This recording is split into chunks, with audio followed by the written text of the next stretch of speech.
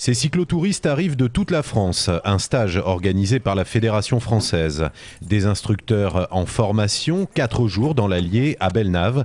Et pour se mettre en condition, ils ont choisi le site du Vert Plateau. Ce centre que l'on connaissait depuis 2 ans pour être venu ici déjà, il répond parfaitement aux besoins que l'on a pour ces stages, à savoir les capacités d'accueil, que ce soit chambre, hébergement, etc., et matériel pour animer un stage, ainsi que des circuits qui sont en place, qui permettent, à VTT, sur la route, voire même à pied, parce qu'on ne fait pas que du vélo forcément.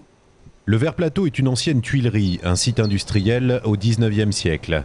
Chantier de jeunesse ensuite, puis colonie de vacances de la SNCF, le lieu fut désaffecté puis fermé pendant plus de 10 ans, jusqu'à l'arrivée de l'actuel directeur. Une association locale s'est créée donc en 1994 avec l'idée de relancer une activité sur ce site, toujours autour de l'enfance. Et nous avions notamment de la fréquentation au niveau adulte.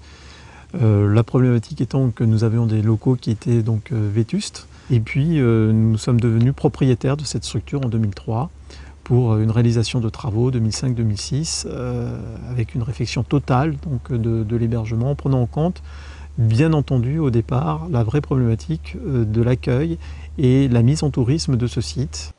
Le métier du Vert Plateau, les loisirs de pleine nature au cœur du territoire. Le vélo, la découverte de la faune et de la flore, du patrimoine bâti ou les sports en eau vive. La cible, toutes les tranches d'âge, des classes de découverte jusqu'aux retraités.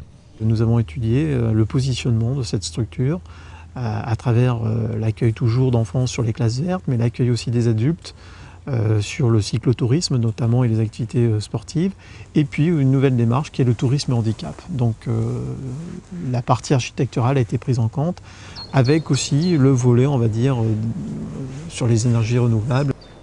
Pour l'énergie, un puits géothermique à 120 mètres de profondeur qui chauffe les bâtiments et pour l'eau chaude, des panneaux solaires. Énergie renouvelable et accessibilité pour les personnes handicapées, avec un souci du détail jusque dans les guides en braille.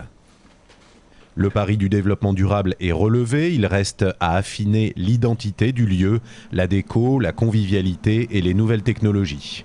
Des investissements financés par les 60 communes du territoire, le Conseil général de l'Allier et la région Auvergne.